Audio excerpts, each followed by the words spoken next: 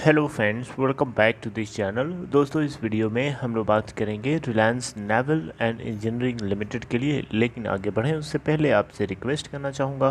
पहले रिक्वेस्ट कि अगर आप डीमैट अकाउंट ओपन कराना चाहते हैं, डिस्क्रिप्शन बॉक्स में एक लिंक आपके लिए दिया गया है। और दूसरी चीज़ कि अगर आप चैनल को फर्स्ट टाइम देख रहे हैं, सब्सक्राइब करके बेल आइकन को ज़रूर से हिट कर लीजिए ताकि आपको किसी भी आने वाले फ्यूचर की वीडियोज़ की नोटिफिकेशन मिस ना हो।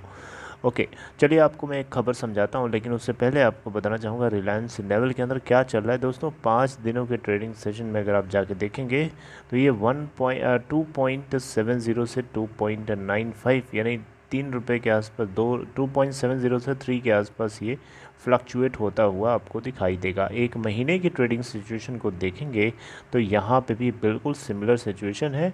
3 पॉइंट नीचे से देखें तो 2.60 से लेके 3.00 के बीच में फ्लक्चुएट होता हुआ दिखाई दे रहा है। 6 मंथ में देखें तो ये काफ़ी लंबा चौड़ा, मतलब काफ़ी गजब की फ्लक्चुएशन दिखाया है। आप देख सकते हैं यहाँ पे उल्टा वी, इन्वर्टेड वी बन रहा है। आप देख सकते हैं दोस्तों, बहुत ही बढ़िया तेजी आई थी लेकिन उतनी ही भयंकर गिरावट भी है।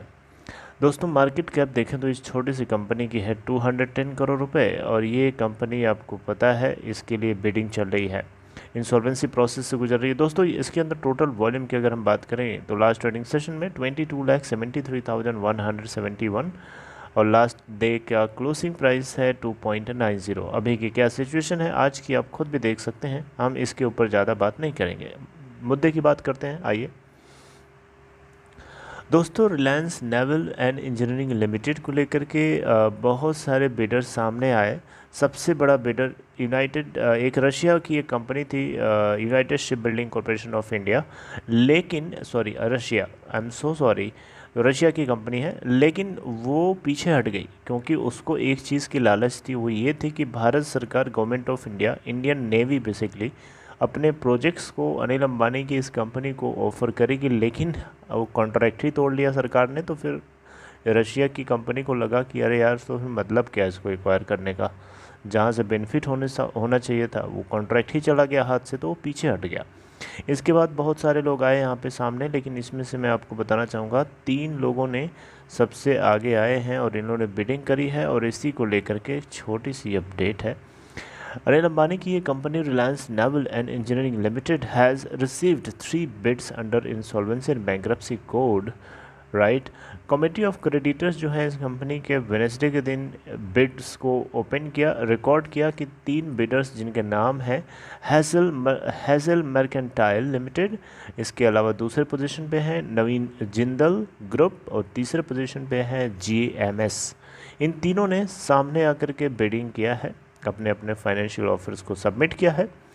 और यहाँ पे अब देखें तो किसने क्या ऑफ़र किया है ये बात आपको पता होना चाहिए। लेकिन उससे पहले आपको एक चीज़ बताना चाहूँगा कि ये जो भी कुछ ऑफ़र कर रहे हैं, सिग्निफिकेंट हेयर कट झेलना पड़ सकता है लेंडर्स को, और ये कोई आसान बात नहीं है। रिलायंस नेवल ने अभी तक जो एडमिटेड क्लेम्स हैं वर्थ 12,400 करोड़ रुपए, 12,400 करोड़ रुपए का टोटल एडमिटेड क्लेम है फाइनेंशियल क्रेडिटर्स के द्वारा, जिसमें SBI यानी स्टेट बैंक ऑफ इंडिया और IDBI बैंक दोनों लीड करने वाले बैंक्स हैं।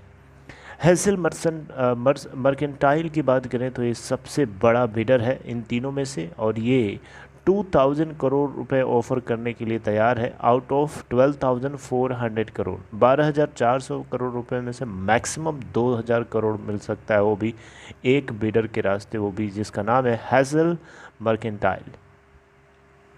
इस 2,000 करोड़ रुपए में से ये 700 करोड़ रुपए जो है ये अप फ्रंट कैश के रूप में देंगे, और जो रिमेनिंग पार्ट होगा उसको ये धीरे धीरे पे करेंगे, ऐसा इनकी तरफ से बताया गया है। और ये जो ऑफ़र है इनका 2,000 करोड़ रुपए पे करने का आउट ऑफ 12,400 करोड़, ये अगर एक्सेप्ट भी किया जाता है तब भी बैंक्स को, लेंडर्स को 80% हेयर कट झेलना पड़ सकता है बहुत बड़ा नुकसान। अगर हम दूसरे बचे हुए बिडर्स की बात करें तो नवीन जिंदल ग्रुप की तरफ से 400 करोड़ रुपए ऑफ़र किया जा रहा है, और GMS की तरफ से 200 करोड़ रुपए ऑफ़र किया जा रहा है अप फ्रंट कैश के रूप में। राइट। अब इनकी तरफ से देखा जाए तो 90% हेयर कट बैंक्स को झेलना पड़ेगा। तो सबसे ज़्यादा मोस्ट लाइकली है कि जो मर्केंटाइल है, हैसल मर्केंटाइल, ये शायद चूज़ किया जाए, या हो सकता है ये लेंडर्स को, लेंडर्स इससे ज़्यादा क्लोजली बातचीत भी कर रहे हैं, नेगोशिएट करने की बातचीत चले। अब देखिए यहाँ पे बैंक्स जो हैं, प्राइवेट सेक्टर कंसल्टेंट चूज़ किया जाएगा, इसके लिए एक हायर किया जाएगा ताकि वो क्रेडिटर्स को नेगोशिएट करने में मदद कर सकें।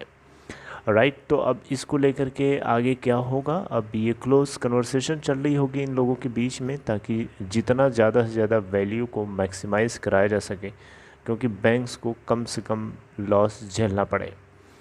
मेरी बात समझ रहे हैं? तो दोस्तों यहाँ पे ये एक अपडेट थी Reliance Naval and Engineering Limited को। आपको एक चीज़ और पता होना चाहिए कि Reliance Naval and Engineering Limited को National Asset Reconstruction Company Limited, जो कि बैड बैंक के रूप में बनाया जा रहा है हमारे देश के अंदर, और 20 केसेस में से ये भी एक केस है रिलायंस नेवल का।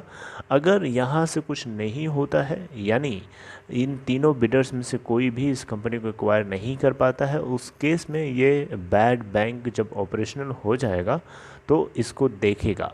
अदरवाइज़ अगर हो जाता है तो बैड बैंक में इसकी लिस्ट, बैड बैंक की लिस्ट में 20 लिस्ट जो बनाई गई है उसमें से रिलायंस नेवल का नाम कट जाएगा, निकल जाएगा, यानी उसका रिजोल्यूशन ऑलरेडी क्लियर हो चुका है। लेकिन अभी इतना आसान भी नहीं है। अब दोस्तों आगे क्या होता है, जो कुछ होगा हम डिस्कस करेंगे, लेकिन अभी तक जो हुआ था वो मैंने आपको बता दिया। I hope you liked it. अगर आपको कंटेंट अच्छा लगा हो, लाइक करके एनकरेज कर सकते हैं, और अपना ख्याल रखिए। Take care.